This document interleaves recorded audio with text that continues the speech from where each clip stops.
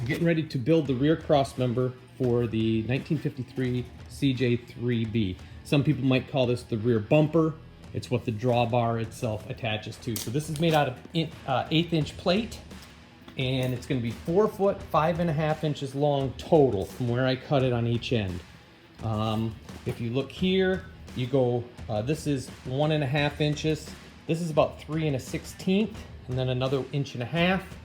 And come up that 1 inch, you can kind of get some of those measurements. From here over, you're going to want to cut it at 22.5, and then cut it again at 1 inch, and then from this end over 19 inches, and then at 1 inch here. Cut off this little 3/8 because this is a 3/8 drop. So this is where that rear cross member goes over, it drops. It's upside down right now. So so that is basically it. I'm going to make some of the cuts, and then I'll show you how I'm going to form this little piece.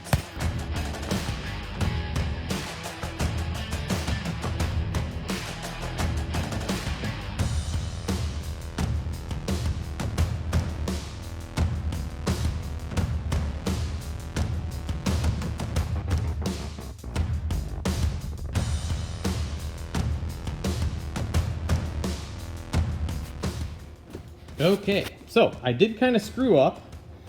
Usually I would bend away from this grind mark and open up the grind mark and then weld in it after I bend it over, and you'll see that in a second. But when I laid this out, I was doing it upside down and then in reverse, and so now I have to bend into the marks. So I'll show you what that's going to look like. There's the back side.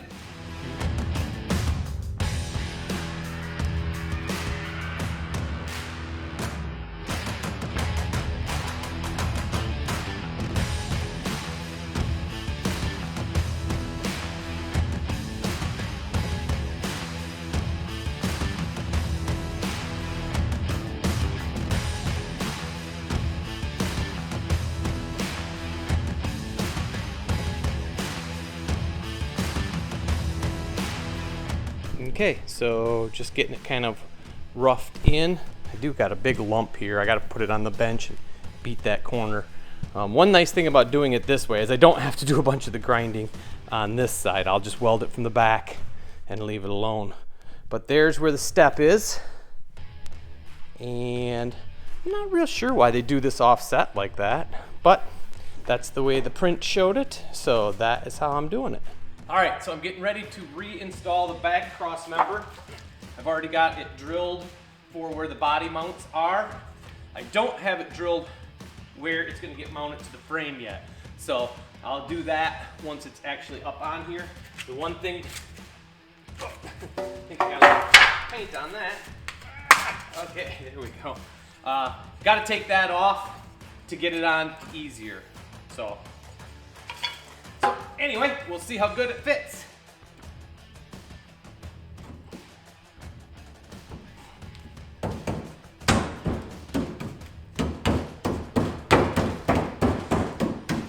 All right, I'm a little bit off on my placement. I need to go this way some, so I should have looked a little closer. Okay. Get closer. There we go. All right, I'm gonna get a tapping hammer. So, frame is right here.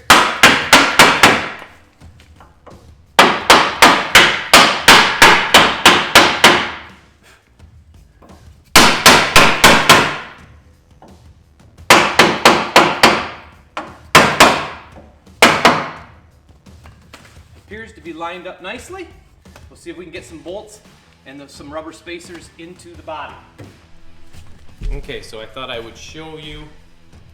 I went ahead and marked and drilled the holes. There's the bottom two, front two, the top, same on the other side. So we'll go ahead and get this test fitted again.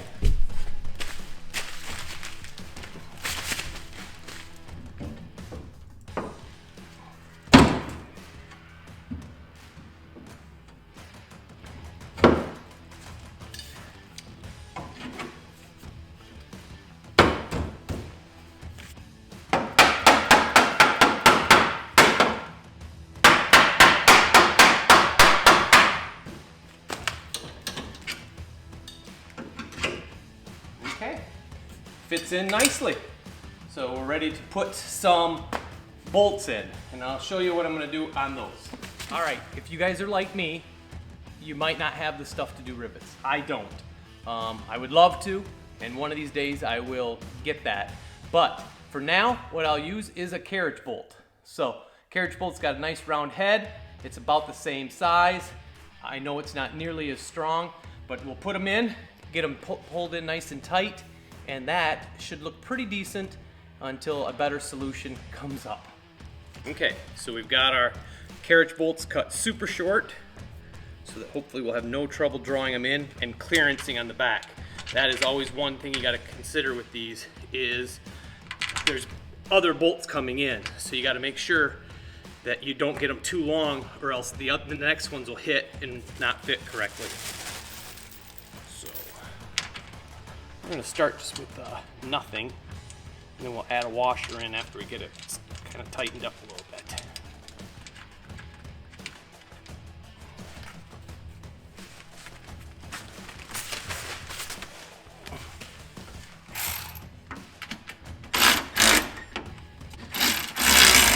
Start it. Now I'm going to take my big hammer and give them a whack, kind of seat that shoulder in.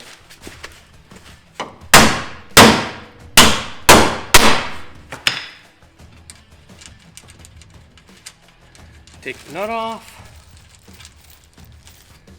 add a washer, and then I'll get a little bit heavier ratchet and really tighten them down good. So it's kind of up in a little bit of an awkward spot. I'm just going to use a wobble socket. Just to make it a little easier to get into it. Now I should have made sure I had every one of these started before I tightened them up, but I wanted to show you guys. You can actually see it started to draw in just a little bit right there. I'm going to go ahead and get all the other ones started, and then I'll show you how that all looks when it's done.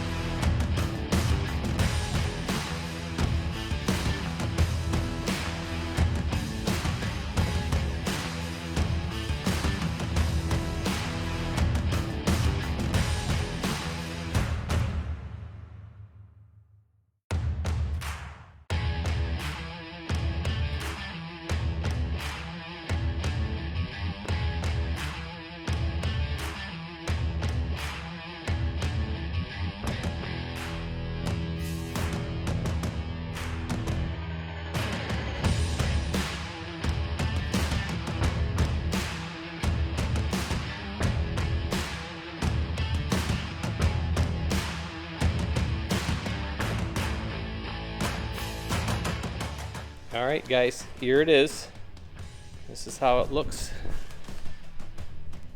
when you do it, and let me go underneath and show you what it looks like from the back side. Okay, so here you can see what it looks like from the back side, and that is why you have to get the bolts pretty short. You can see that they go right into each other, so there is not a lot of space for any extra activities down here. So that's what it looks like from underneath.